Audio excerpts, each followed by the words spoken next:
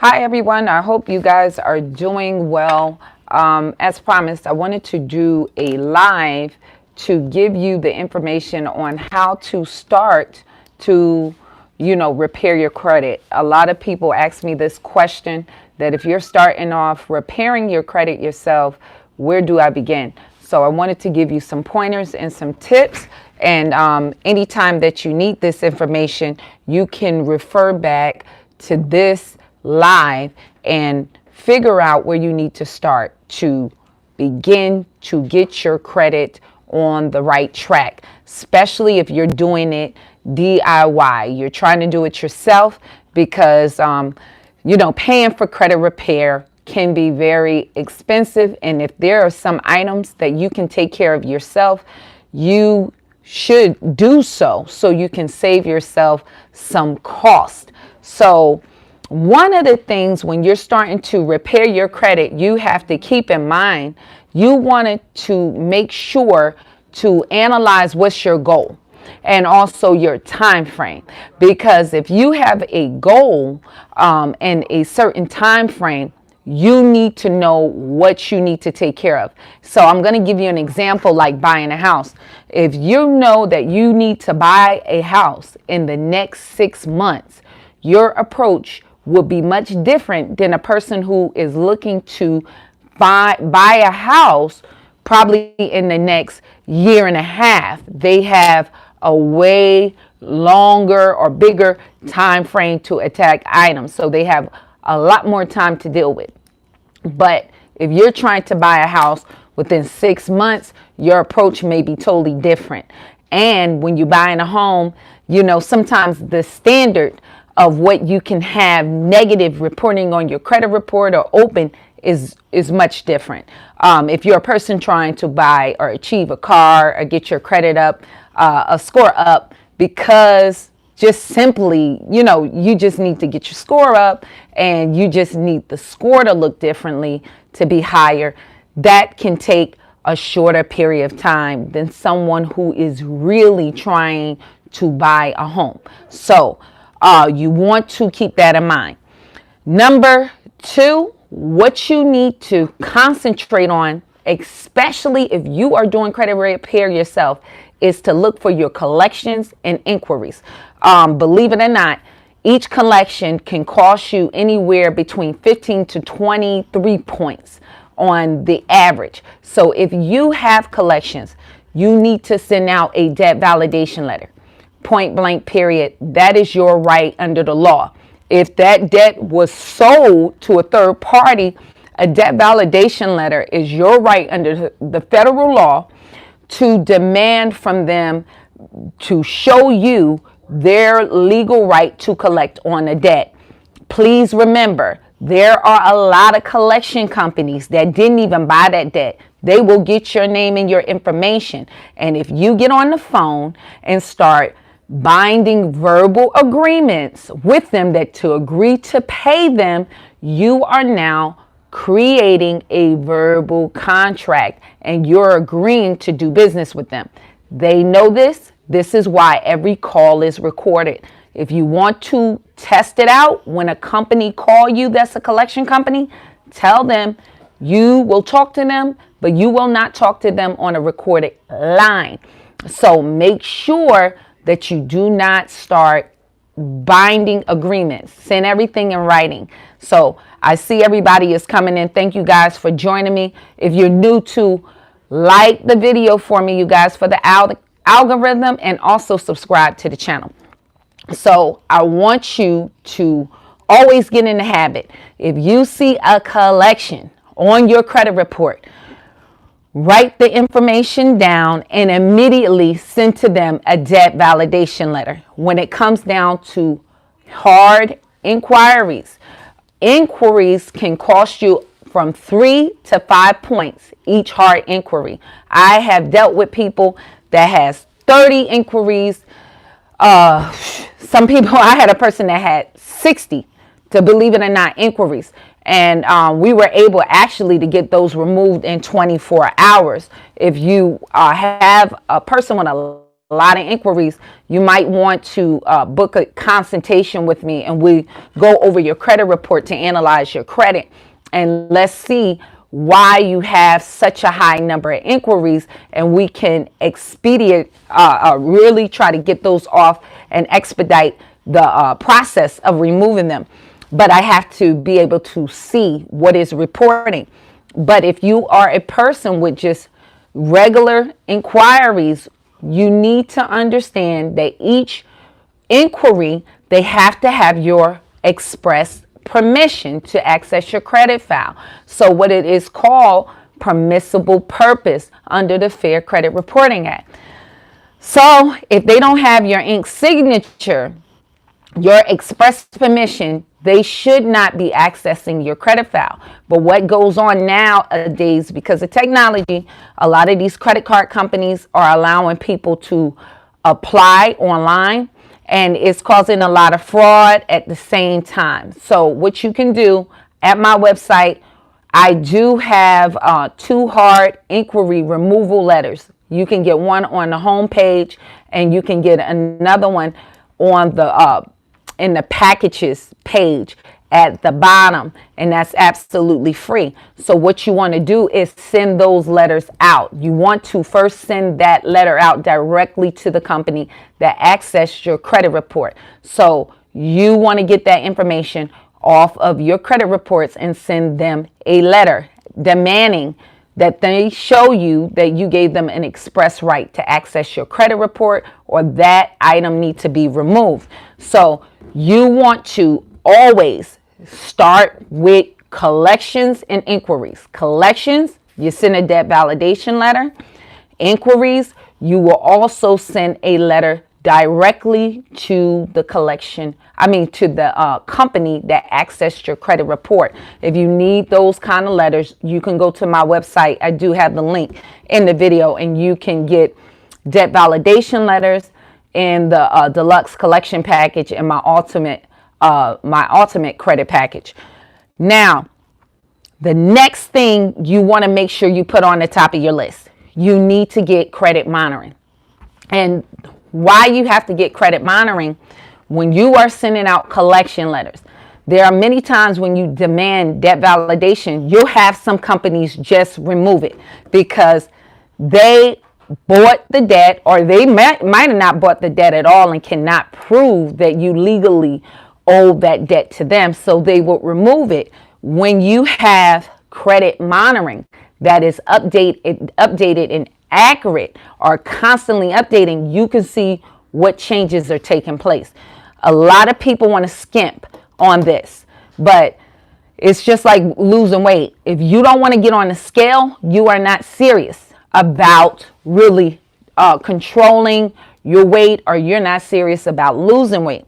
Same thing if you don't want to monitor your credit. A lot of people only want to get free annual reports that don't even give you a credit score. That's number one. Then the next month, that free credit report that you got from the bureaus is stale, because you could have a new inquiry that came in, or a number of inquiries that come in the next month, a collection that posts. You need real-time information. I always suggest people to use Experian, and that's for some things later down in the road. And you can use Credit Karma for your updating, but I get all three, my credit reports, from Experian, because one thing you will find about Credit Karma, the information will update consistently, but the score is a Vantage score, and it is not a FICO score, so it's not accurate.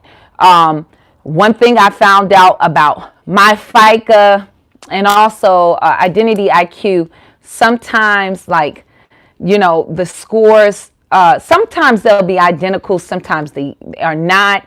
You can save some money if you have a credit card company that actually give you your credit report, but you got to make sure that it is FICO 8 or FICO 9, not a Vantage score. Credit wise, some of those, it's a Vantage score, just like Credit Karma. So that is not helpful. You need accurate data. So that is going to be very important, so you know what strategies that you are implementing is working. Number 2, you got to remove all old addresses off of your credit report and aliases that is not yours before you start disputing items directly to the credit bureaus. Now, when I told you about collections and inquiries, I'm telling you, you are going directly to the company.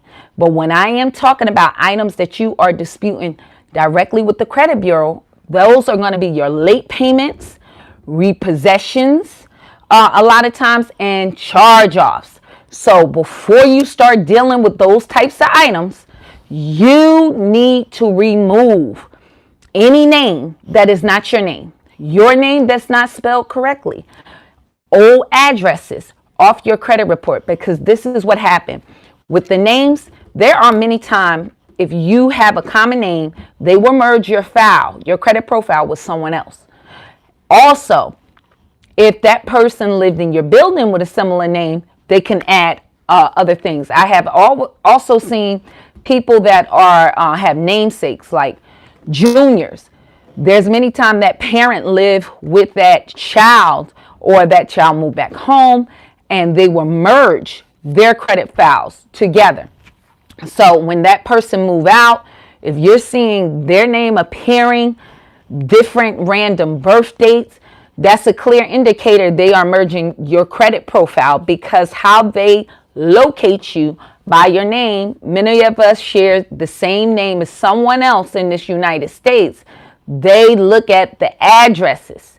They look at the spelling and any inaccuracies that they say, hey, this is your account because you're at this address and this account was open at this address. So they link that to you. So if you're trying to remove old stuff off of your credit profile, you are charge-offs, where you were living when you open that account, you want to get it off of your you want to get that off of your credit report. And there's many times that if you're still living at the address where that account is open, sometimes it's best for you to try to use a new address you never used before, and even dispute your current address off if possible, and go with that address. And they usually not like a P.O. box, but trying to use a whole different address.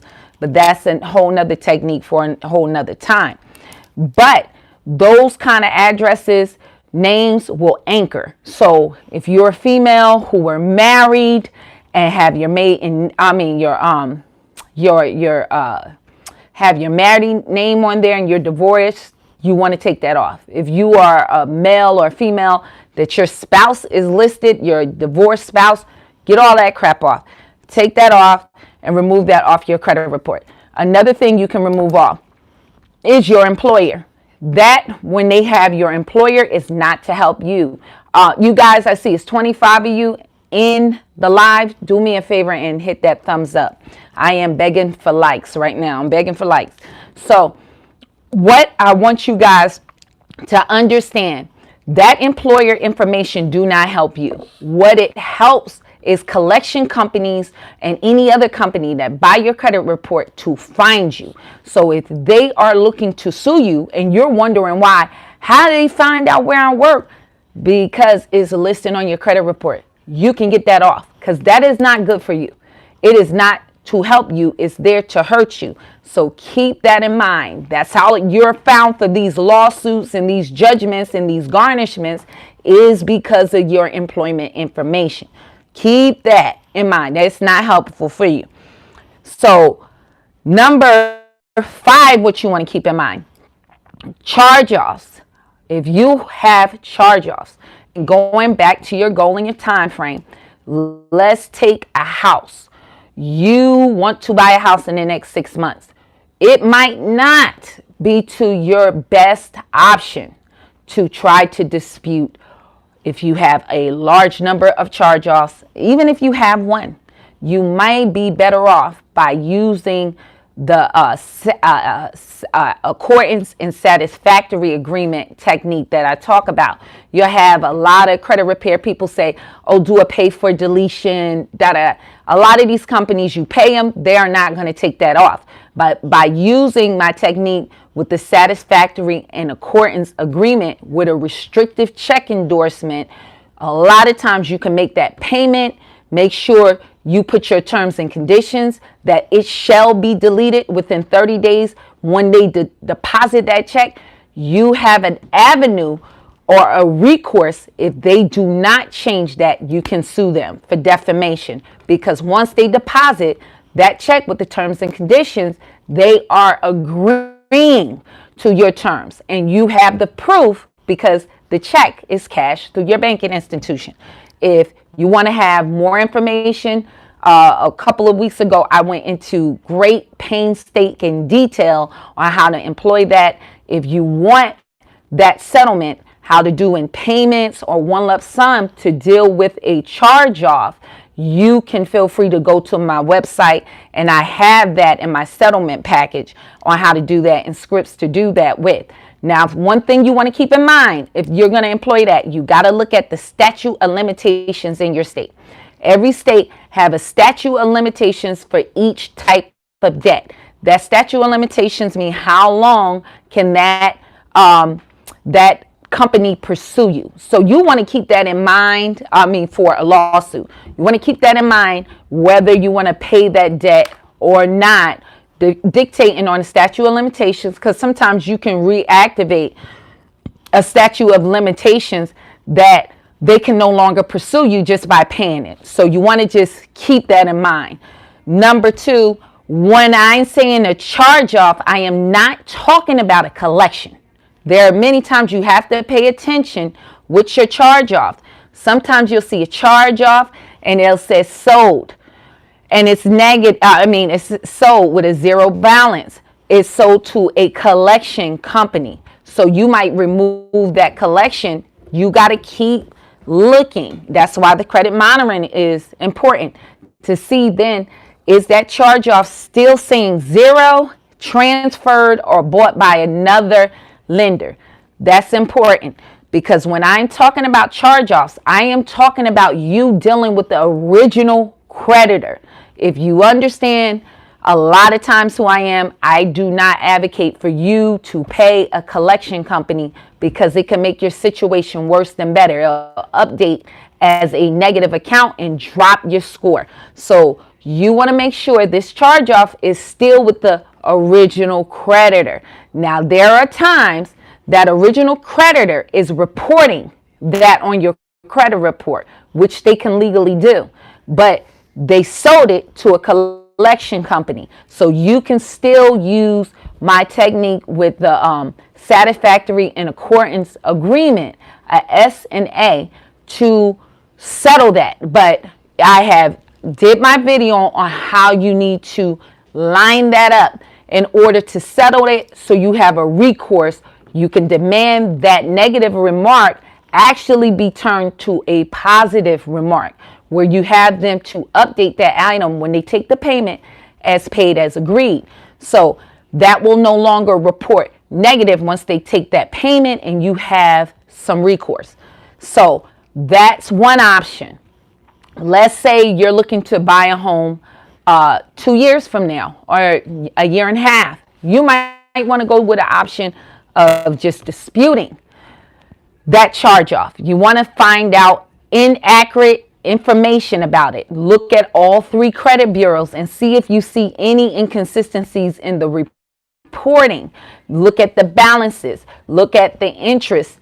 See if all of this is correct. Look at the date of last payment. Are they re-aging this debt? You can look at them re-aging the debt by how they're reporting across the board. You might see Experian reporting the date of last payment one date, Equifax another date, and TransUnion another date. Why that is important? The date that you last made a payment on that account starts the clock for the 7 years for it to fall off your credit report. So companies will re-age or change the date.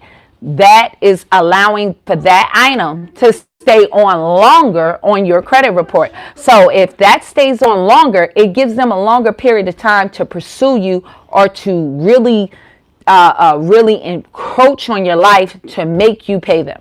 So you want to keep that in mind, because that's a violation of the Fair Credit Reporting Act. So you want to look at those inconsistencies. Then number 6, one thing you want to do is always keep an eye on your utilization. That can kill your credit score. If you have credit cards that is using more than 30% of the credit card usage, it's bringing your score down. You want to keep your usage on your card at bare minimum 29%, so you won't see a decrease in your credit score. So if you have a $100 credit card, you should be using no more than $29 on that card or less. Optimum will be from 10% and down. So that will be $10 and down. Okay. So those are the first places you need to start if you want to improve your credit score. I'm going to see if I can come through and answer some questions. Give me one second. Okay. James West said, baby, I was talking about you. Oh, okay. Thank you, James. I appreciate that. Also, Snubnose said, I bought your book. I tried to send an accordance and satisfactory agreement with the full payment letter to the original creditor. They responded, we do not delete information, is a deny. Now, when you did that, go watch my video. How did you send that? Because I gave you information that you want to send it to an address, 2 different addresses for that same company. So Snubnose, do yourself a favor and go back and watch my video when I talked about the S&A agreement and with some of the strategies that I told you to include with that. So check that out. And Don King say, hey, beautiful, you just got me hit last night about LexisNexis. I was wondering, why did they not remove the child support disputes? I froze my public records today. Your child support disputes, what was their response? You need to find out when they don't remove it one time. You understand, like with LexisNexis, they're like everybody else. They are called a CRA, credit reporting agency. They make money. They don't want to take items off easily. You can still demand from them the method of verification. So you're going to have to send, just like with the bureaus, more than 1 rounds of letters to press them against the wall. They are also monitored, just like the credit bureaus, by the FCR, Consumer Protection, Financial Protection Bureau. So you want to make sure, even on your regular child support, if you can get documentation to show that it is incomplete, you want to challenge that by incomplete information or inaccurate information. So you want to back them up in the wall. Ask them what method did they use to verify this information, and who did they speak to in that office. They are not supposed to just pull something from a third party. They are supposed to actually call and speak to someone. So I hope that is helpful. Said, I quote you all the time, risk versus reward. Thank you so much, James. I appreciate that. Snubnose said, should I send the check to the third party collectors? Anyway, no, go and watch my video. I break down different scenarios on using an S&A. And I want you guys, if you have questions about that with settlement, make sure you go and see that video, because it was lengthy and I gave you different scenarios. Don King said, do you have an affidavit letter that I can send to the courts? I believe I took down my bankruptcy. You can actually use any kind of affidavit. If you want, I have affidavits or a sample of affidavits in my ultimate collection package, but you would have to change it up, the language up. But if you want, you could just go online and see any samples of an affidavit, and you can make up one yourself if you choose. And said, I just got a letter that my debt was sold.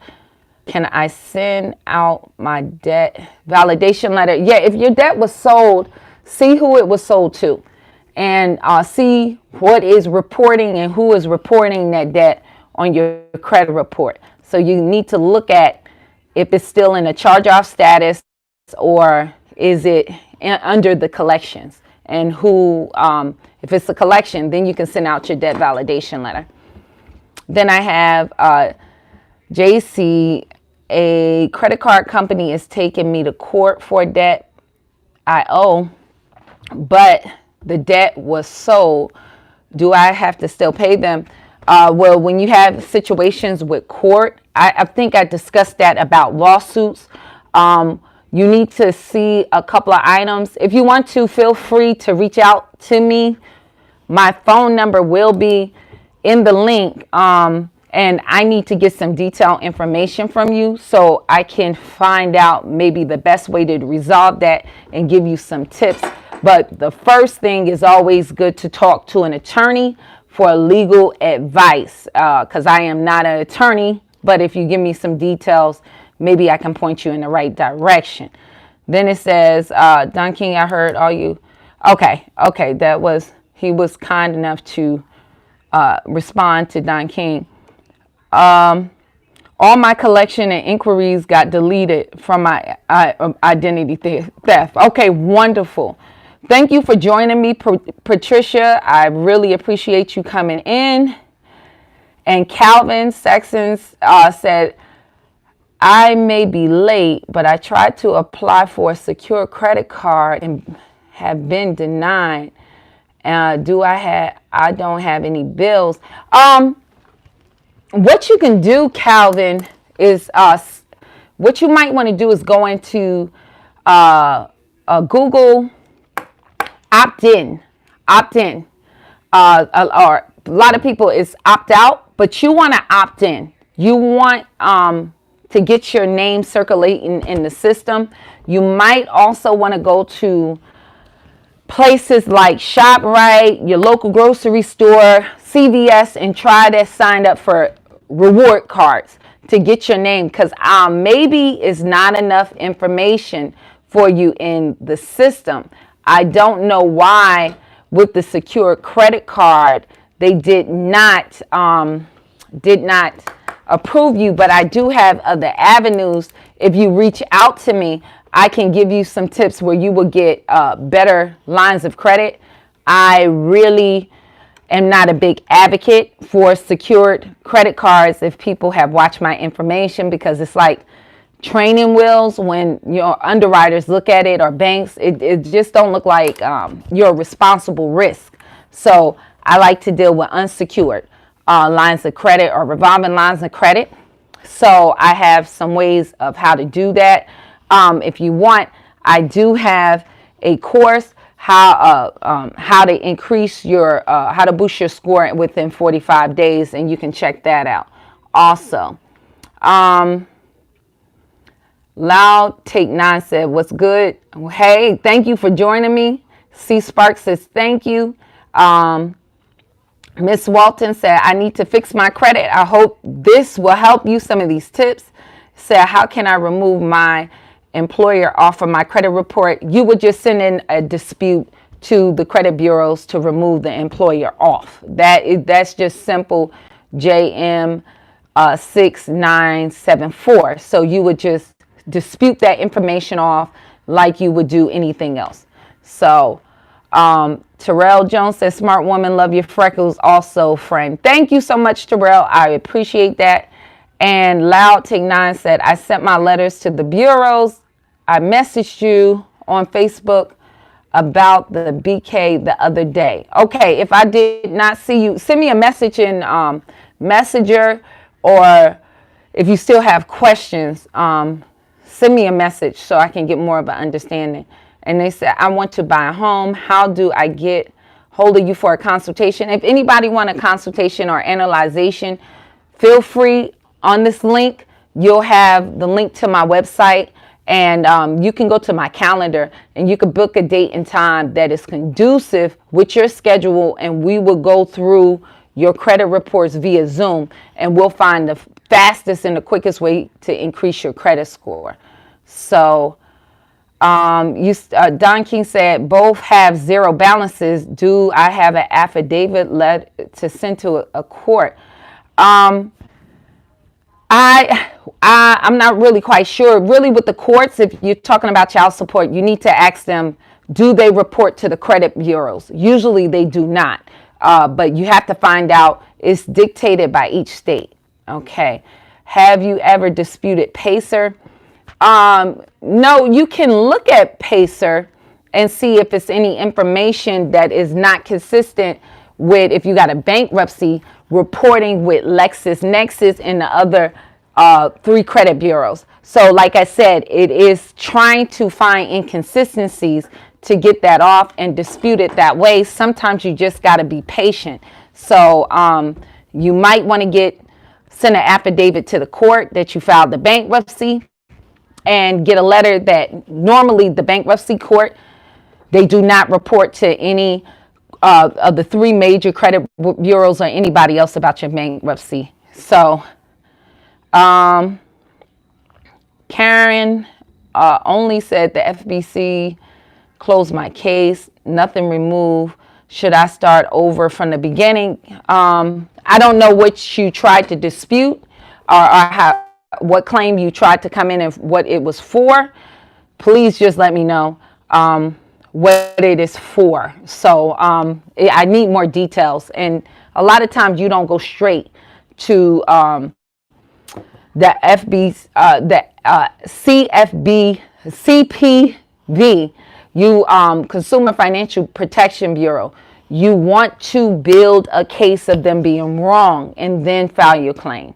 So I hope you guys like the information. I do not sell trade lines. Don King, I don't personally. I'm not a big advocate of selling trade lines. There's a lot of ways that you can get trade lines, and you don't have to buy none from people. A lot of these are overpriced. So that's just my opinion. If you want other alternatives on how to increase your credit score, you can take within 45 days. I have a course on that, so feel free to click the link.